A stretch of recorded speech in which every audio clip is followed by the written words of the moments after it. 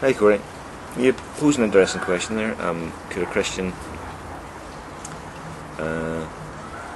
if he came to realise that there was no afterlife, bring himself to forgive God?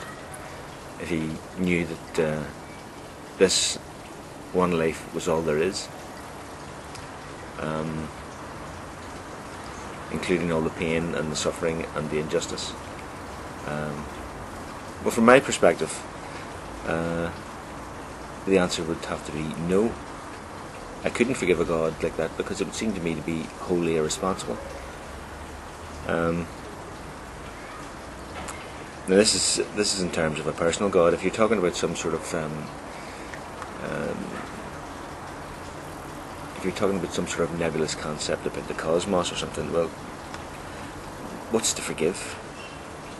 You know, if there was no God, then it seemed to me a bit illogical to suggest forgiving the cosmos for being born into your lot. You know,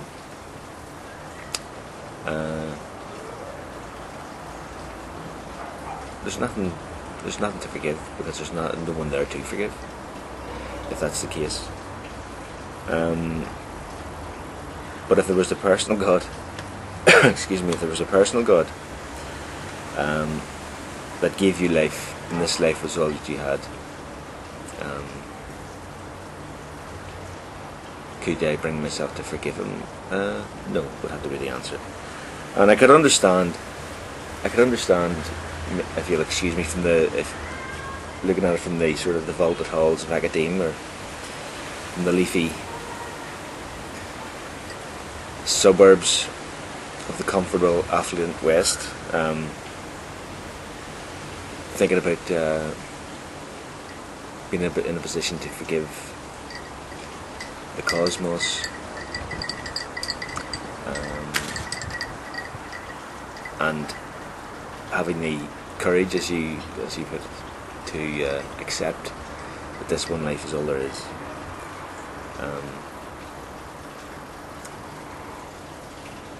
And to try and appreciate it as much as possible.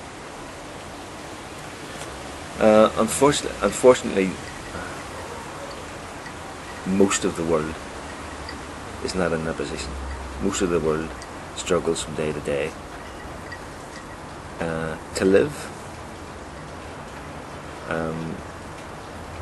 Struggles from day to day just to feed themselves and their families. So to expect people to even contemplate excuse me, to even contemplate forgiving the cosmos or for their lot, I think it would taste like ashes in their mouth, to be honest. I appreciate what you're trying to do here about trying to develop a biologically friendly theology, and I think what I guess you're trying to do is to sort of address what's common to all peoples, is this sort of need to be connected to something greater than ourselves. But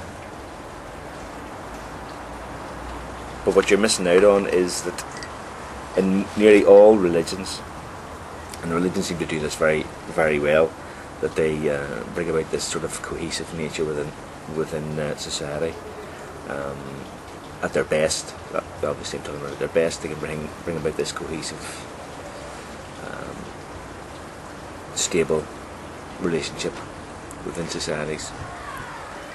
But it's predicated upon there being a person.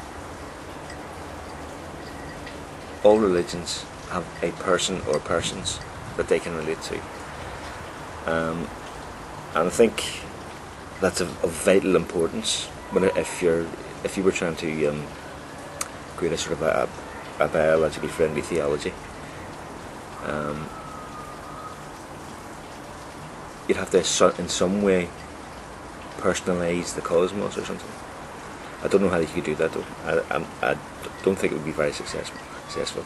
But I think that's what we'd be missing out on any sort of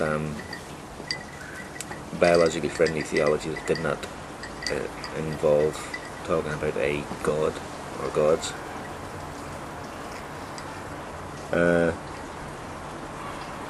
But you seem to suggest that possibly that people are missing out on life, holding out for some sort of better life, that they're missing the extraordinary gift, and it is an extraordinary gift that life is. But I wouldn't hold to that myself. I mean, if I sort of use the analogy, if I'm eating an apple, I don't appreciate it any less knowing that I'm going to have a wonderful steak dinner, or in the anticipation of a wonderful steak dinner later on. And it's similar in a similar way. That's what the Christian life is anyway. I mean, a Christian really appreciates life. I mean, if you sort of take the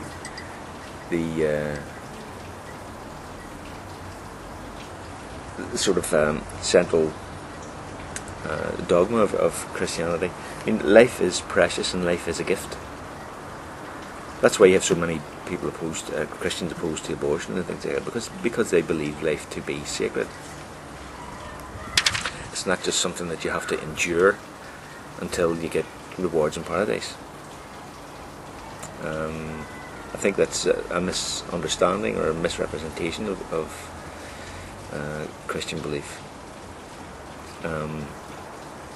Speaking as a Christian myself, I fully appreciate the wonder and awe of the universe. You know, I can look at a nebula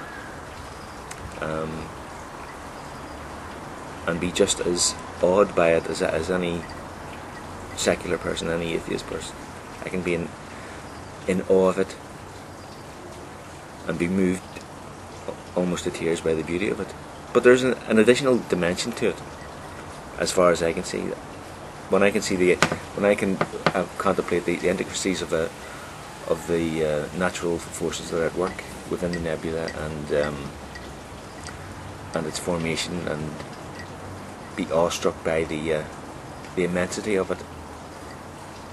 What I also see is artistry. What I also see is genius. Those are added dimensions to that image, to that picture, and I don't think they diminish in any way my appreciation of it.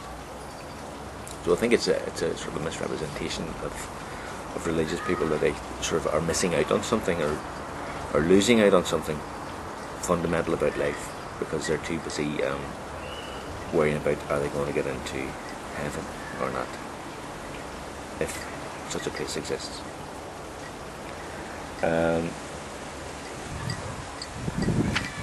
But I think certainly, yes, you know, I would support any sort of move to sort of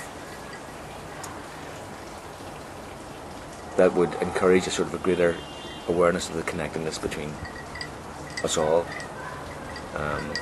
as people, and of our connectedness to the rest of the animal kingdom, to the rest of life, to this planet, to this solar system, to the galaxy, and to the rest of the universe. I think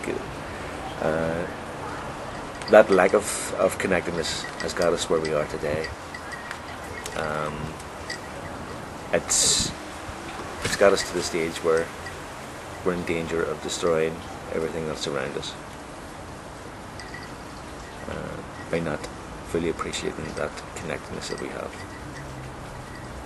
So that's just a couple of thoughts I had on it anyway, Corey. And I'm glad I've subscribed to you, because you're very thoughtful. All the best. Cheers.